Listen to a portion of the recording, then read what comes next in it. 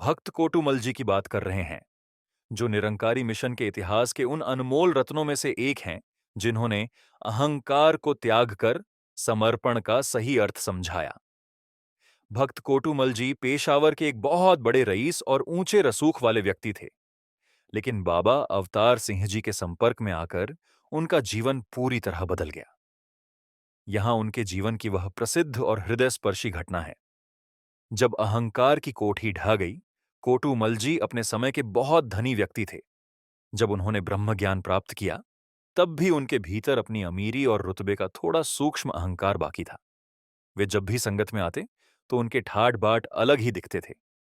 एक गुरु की एक अनोखी युक्ति। शहंशाह बाबा अवतार सिंह जी जानते थे कि जब तक मन में मैं अहंकार है, तब तक भक्ति का आनंद पूर्ण रूप से नहीं मिल सकता। एक बार पेशावर की संगत में बाबा जी ने कोटुमल जी को एक सेवा बख्शी। बाबा जी ने उनसे कहा, कोटुमल, आज तुम संगत के जूते जोडे संभालने की सेवा करो। 2 लोकलाज और परीक्षा कोटुमल जी के लिए यह बहुत बड़ी परीक्षा थी। वे उस शहर के इतने बड़े आदमी थे कि लोग उनके सामने सिर झुकाते थे। उन्होंने सोचा, अगर मैं यहां बाहर बैठकर लोगों के जूते साफ करूंगा, तो शहर के लोग क्या कहेंगे? मेरी इज्जत मिट्टी में मिल जाएगी।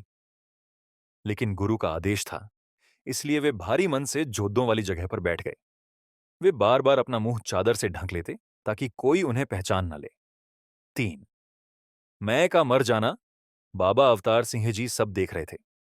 वे अचानक बाहर आए और कोटुमल जी के सिर से वह चादर हटा दी और मुस्कुराते हुए कहा, कोटुमल, अगर दुनिया से मुंह छुपाना है, तो फिर इस दर पर आने की क्या जरूरत? यहां तो मैं को मिटाकर ही तू निरंकार मिलता है। ये शब्द कोटुमल जी के दिल में तीर की तरह लगे। उन्हें समझ आ गया कि गुरु उनकी धन दौलत नहीं, बल्कि उनका अहंकार मांग रहे हैं। उसी पल उन्होंने अपनी चादर फेंक दी और फूट फूट कर रोने लगे। उन्होंने संगत के जूते उठाए और उन्हें अपने मखमल के रुमाल से साफ करने लगे। 4 रईस से भक्त बनने का सफर। उस दिन के बाद कोटुमल जी पूरी तरह बदल गए।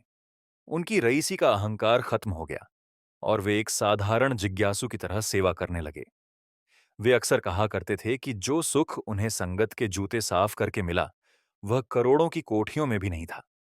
कहानी का सार, भक्त कोटुमल जी का जीवन हमें सिखाता है कि ब्रह्म ज्ञान केवल जानकारी नहीं, बल्कि व्यवहार है।